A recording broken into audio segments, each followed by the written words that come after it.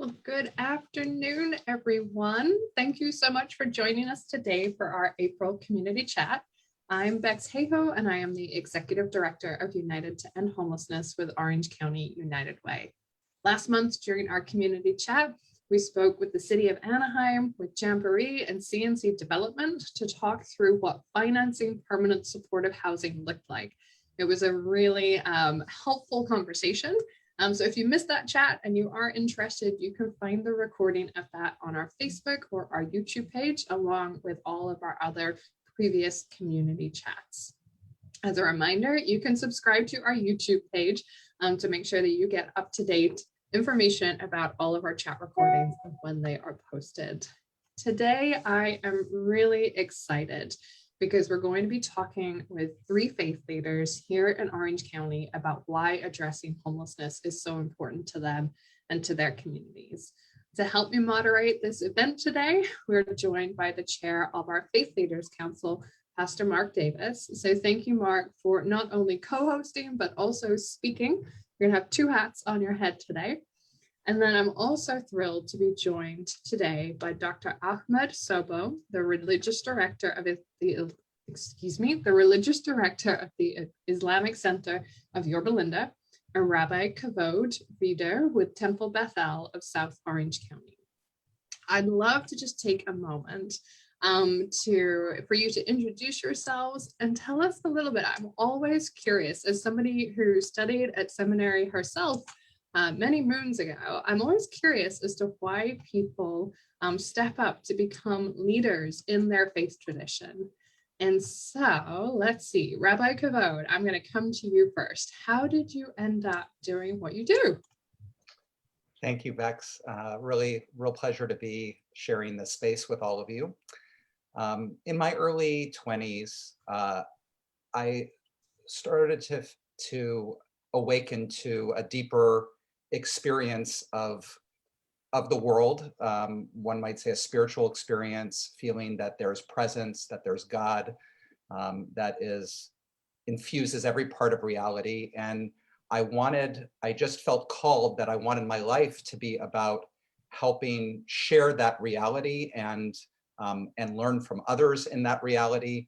And I wasn't sure exactly how that was going to happen, but as I started to become more learning about and absorbed in my own faith tradition in Judaism, I realized that I want to live with these stories and these tools and these teachings and these practices, and I want to share that with other people. And I want to be part of a community in which we can really, that I can be in other people's lives in an intimate way and in life cycle ways, and in a life of a community where we can work on practicing these teachings and this celebration of being part of God's world in really concrete ways that make a difference in our families and our communities.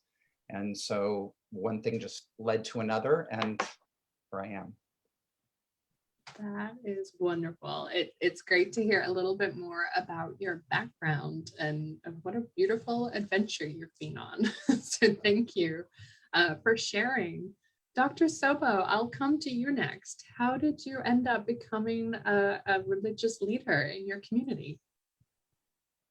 If you asked me 25 years ago this question, or would I be that in this position at this moment, I would be surprised to tell you, yes, I would have expected myself to be in this situation right now, or this position at the moment. But I came from a background, my hometown is Bethlehem. Bethlehem is where Jesus was born, where Muslims, Christians, and other faiths as well, and Jews lived together for centuries without any, with a very beautiful relationship between each other. So coming to the States, I wanted to see that happening as well between people from different faiths here. So that was always in my mind. But honestly, as a dentist by profession, I found myself pulled into this position because of the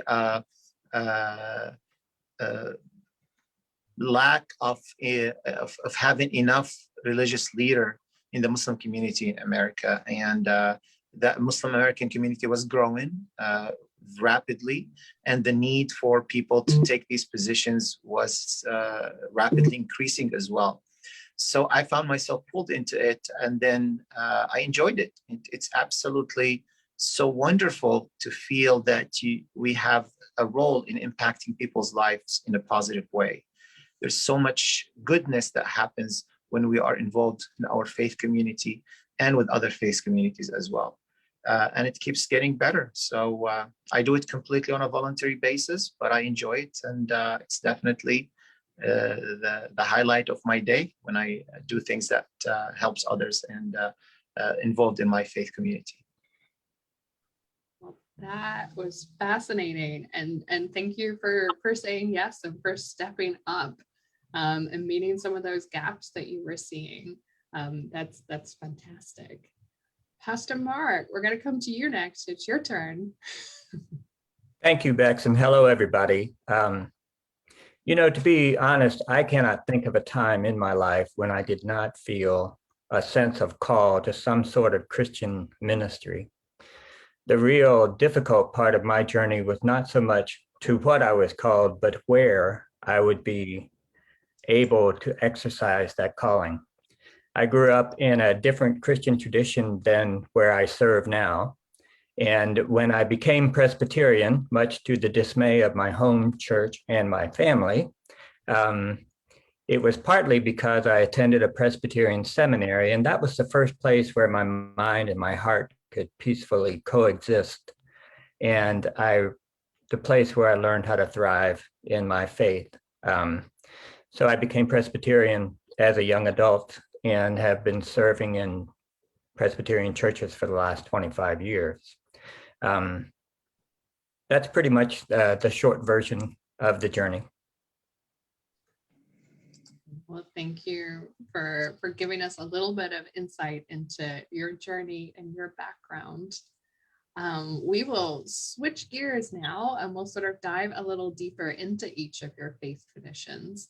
And so I'll let you guys figure out who wants to go first, but why is addressing homelessness something that is kind of crucial and a focus and essential and an interest to your faith tradition?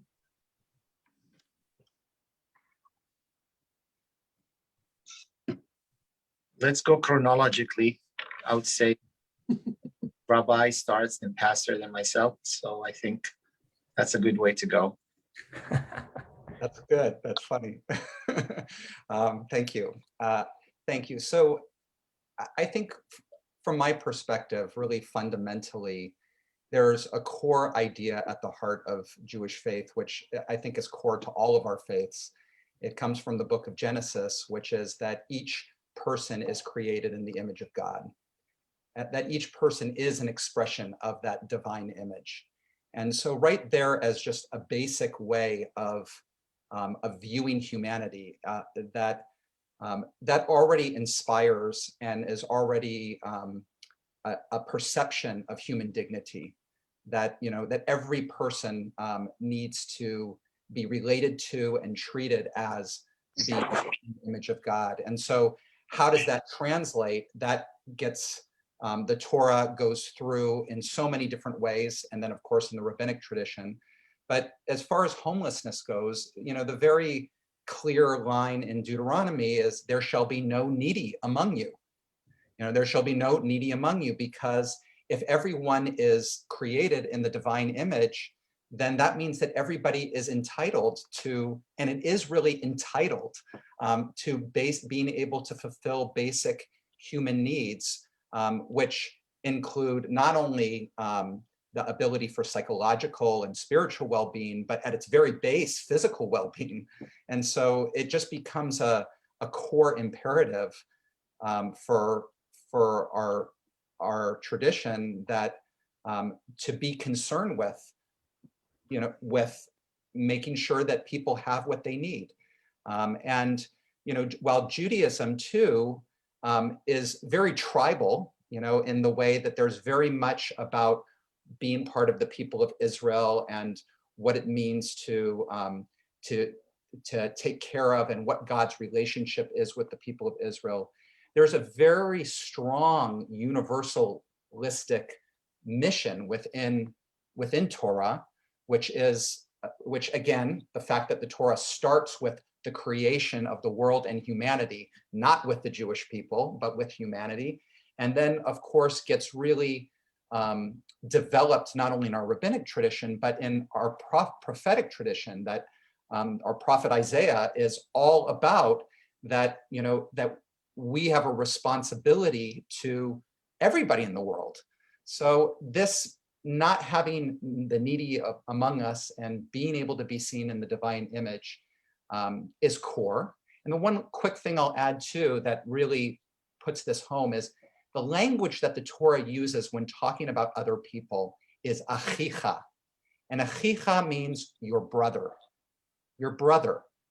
anybody, Jew, non-Jew, your brother. There's already an assumption that we have this inherent connection that we would usually reserve in English or whatever for family.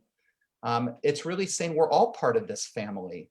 And what would it mean if we actually lived in the world as if, the person next to us that we haven't met yet is actually a family member waiting to be known.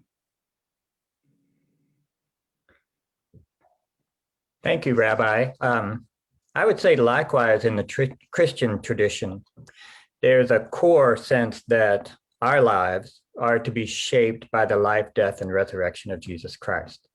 And what that means for us is that all that Jesus says, does, represents, is the way. That's the earliest way that the Christian tradition was referred to as the way. It's the way that we live. And what that means in many ways is that we have two fundamental foci. They're not terribly different, but they are somewhat different. And that is our lives should be shaped by compassion and justice. And both of those terms weigh heavily when it comes to the issue of homelessness, because we endeavor to live toward the world in a way that it's a world of abundance and not scarcity. And the whole fact of homelessness is really built on an idea of scarcity, that there's just not enough roofs for all the heads or something like that. And so in the Christian tradition, we feel this call to push back against that and to say that in a life of abundance, in a world of abundance, in a society shaped by abundance, in a people living toward a vision of abundance, there should be no needy person among you. So very much like what Rabbi Kavod was saying, we feel this compulsion to be involved in homelessness because it's simply wrong that God's children should be without a home. Thank you, Pastor Mark. And Rabbi Kavod very nicely said. As Muslims believe that the purpose of our creation has mainly two cores or two principles or two reasons. One of them is to worship God. The second one is very clearly said in the Quran. When God created Adam, he was questioned. He was asked by the angels, "Why are you creating Adam? Why are you creating a human being? There's no need for it." And God said, "I'm creating a representative for me on earth." So each one of us, Adam and his children, each one of us are considered the representatives of God on this earth. And it's our duty and it's our responsibility to make this earth as much as we can, to make this earth a better place. Not only by fighting pollution and being active to fix the environment, but also to help others who are living among us. Just those are our brothers in humanity. One of the pillars of Islam, the 5 main pillars of Islam, is called zakah. Zakah means that you pay charity to those who are in need. No one can say I'm a Muslim without acknowledging that they need to share the blessings of God with others. Shelter is one of the main things and main needs that every human being needs to live an honorable life. And we are extremely fortunate. We are extremely fortunate in everything that we have. So sharing some of the blessings that we have, sharing some of the things that we have with those who are less privileged, or those who are going through challenges, or those who are going through problems is actually one of the callings that each Muslim finds in their faith. In addition to that, we as Muslims believe that each one of the prophets and messengers is considered a role model to us. And each one of those individuals, these great human beings who walked on earth, Muhammad, Jesus, Moses, Abraham, each one of them played a very important role in helping those who are less privileged in their society. Even though there was some resistance from those in power at that time, they still made sure that they would help those who are less privileged in the society. So following those role models, following those examples is also one of the things that we as Muslims believe in, and we think that it's something that we should do all the time. And those few reasons why we try our best to help those who are facing the problem or the challenge of homelessness. Really, I really enjoyed listening to each of you and seeing a lot of common threads in what you were all sharing from each of your respective traditions. So thank you for speaking so eloquently on that. When it comes to the role that faith communities have in addressing homelessness, I'd love to hear your thoughts. What can faith communities add to solutions for homelessness in their local communities? Well, first, I just want to share also that it was just really a pleasure and treat to hear both of you, Pastor Mark and Dr. Soboh, about how your tradition addresses this question. Really beautiful. I think one of the things that is unique about a faith community is that part of our reason for being is to support each other in our own personal and spiritual growth, and support each other as human beings, trying to making it through this world. And so there's a way that these the relationships that we have in faith communities are precious. They're special in that way because they speak to the core of what is important to a lot of us and what we value. And so those relationships really become the foundation for being able to open ourselves to the realities around us. Everything that we all said about how our faith tradition sees this imperative is all well and good. And yet the reality is that a lot of the members of our faith communities, and even maybe some of us to some extent, separate ourselves from each other, have all kinds of ideas and pictures that don't allow another person who in our Orange County community who may be homeless to be able to see them as achicha, as your brother. Instead, there could be all kinds of reasons for narratives that we might draw for why they're homeless and why they don't necessarily deserve our help, or why all of these things. And we deal with this all the time. There's all kinds of ways that we separate ourselves from the people around us because we don't want to feel discomfort, because for many, many reasons. And yet part of our own growth as individuals and communities, spiritually and personally, is to grow into that awareness that every person is created in the divine image, and that the whole world is God's world. So if we're going to really embrace that reality, or as Dr. Soboh said, is to really worship God in a real and authentic way, those barriers have to come away and have to be able to, so that we can actually really serve the people as our brothers and as our sisters. So that intimate relationship, being able to get rid of those boundaries are an essential part of it. I also say is, what can faith communities add? I think one of the pieces here is education. We can add more education about the issue connected with faith, and we can add a more multi-generational experience. One of the things that we have the ability to is with our old and with our young and with our kids to be able to engage in the life of our wider community and the issues that are faced in our larger community, so that our children grow up sensitive to these awareness and not closing off their hearts to the suffering that's present. Thank you. Yeah, and that's lovely. I want to echo all of that, and to try to say in particular to what the Christian tradition invites us as communities to do.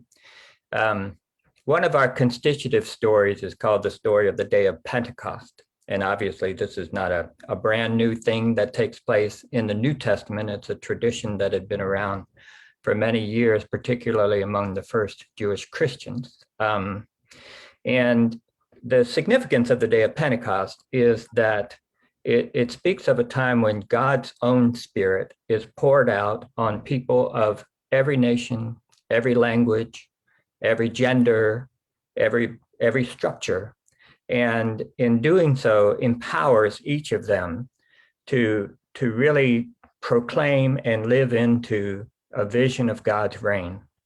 And I think that continues to be, for the Christian tradition, the role of the Christian community is to be a place of empowerment, empowering people to find their voice, not just when we're all gathered in a sanctuary or in a Zoom worship service or something like that, but also when we're in the world and we see someone in our community who's without a home, or we know that there's a city council meeting coming up and it will be a rather contentious one because someone wants to build a permanent supportive housing unit and a lot of people are yelling, "Not in my backyard." The purpose of part of our preaching and worshiping and teaching together is to challenge that sense of my backyard and expand it, like on the day of Pentecost, to say our backyard. And I feel like that's our particular role in Orange County. Whenever one of our organizations wants to build a permanent supportive housing unit, and we know it has to be approved by the city council, are we, people of faith, ready to lift our voices and to use our influence and even our privilege as a way to ensure that we don't become part of that chorus that says, "Not in my backyard"? Because I think American society tempts us to say that. And I think our religious vocation calls us out of that mentality. So it's important. We train each other, we transform through our worship, our teaching, our preaching, and so forth, to be that kind of a community with that kind of a voice, particularly when it comes to homelessness. Thank you. I'd like to add to the great things that were said already, that United to End Homelessness is doing a great job. I mean, the fact that you guys putting this together, you are following the actual core of your mission by uniting faith groups together, sitting down. So thank you for doing that. And you're doing amazing work in reaching out, finding solutions for this problem. But the faith communities definitely can play a very important role in helping you fulfill your mission and helping you achieve the goals that you're trying to achieve. The faith communities have access to so many people. I mean, in our congregation, we have hundreds and hundreds of people who get together on a weekly basis. Thousands are virtually connected. And we have so many bright people among our community, so many young people who have plenty of time, free time that they can use, and they don't know what to do with it. We have amazing people who can come up with ideas, suggestions, and solutions. We have people with good hearts. We have people with humble attitudes. So this is a nice combination and a nice formula for a great volunteer that can definitely, you can tap into it as an organization, into our faith communities with our help by pushing our communities and give them the motivation to help in this cause.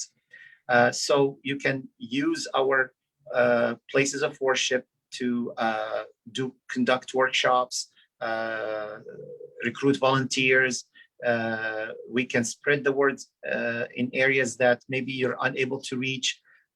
So there are definitely a lot of things that we can add as faith communities, but maybe the also financial support we can get from our faith communities. But the manpower is maybe one of the things that you might have challenged yet to do the things that you'd like to do as an organization, Becks. So take advantage of this session.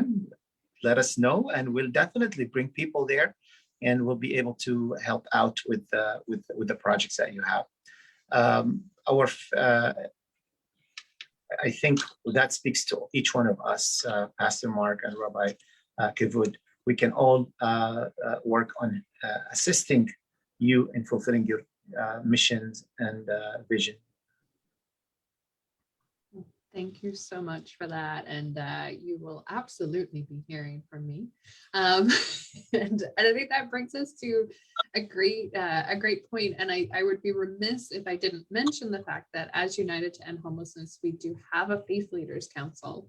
And Pastor Mark is being the chair of that. And Mark, would you just take a moment to explain what the role of the Faith Leaders Council is, and if anybody watching wanted their faith tradition or their faith community to be a part of it, how would they go about doing that? Yeah, thank you, Becks. So there's no way that an individual faith community can be nearly as good as what United to End Homelessness collectively can be. And you all have folks who are really good at what you do. But one thing that faith communities can do, and this is picking up on some of the earlier comments from both of my wonderful colleagues here, is we can help change the tenor of our county. So for example, when United in Homelessness started a few years ago, there were some very contentious city council meetings when it came to approving permanent supportive housing units. And thankfully, the last 3 permanent supportive housing units that have come in front of city council members have been passed unanimously with very little acrimony. And I think that's at least in part because a lot of the faith communities have been very much engaged in educating and advocating for the wider community to show more compassion, to be more attentive to justice, and to decriminalize homelessness. And that's made a big difference. And I think that's the role of the faith leaders, is to continue that change of the atmospheric tenor of the society. Thank you, Mark. Yeah, we deeply value the connection that we have with our Faith Leaders Council and with other faith leaders who maybe aren't a formal part of the council, but that we have those just incredible relationships of collaboration with. And I'm looking at the clock and suddenly it's 12:29. So that caught me a little bit by surprise. I feel like we could have kept this conversation going for hours. But unfortunately, I do have to wrap us up. But I would love for my team, I believe that we've got links to each of your organizations. And so the team will pop those in the chat box so that if anybody who is watching would like more information on your faith communities, that they're able to access that. Thank you so much for being here today and for just sharing so beautifully about each of your respective traditions and why you're involved and why this matters. It's always really refreshing to have kind of a heart-to-heart and a soul-to-soul conversation. So thank you for participating in that. For anybody who joined us. Hello and welcome to Orange County United Way's 2021 Scorecard Events Series. For anybody who joined us on Zoom, there will be a poll popping up in a moment. So we'd love your feedback on there. And for everybody else, thank you so much for tuning in.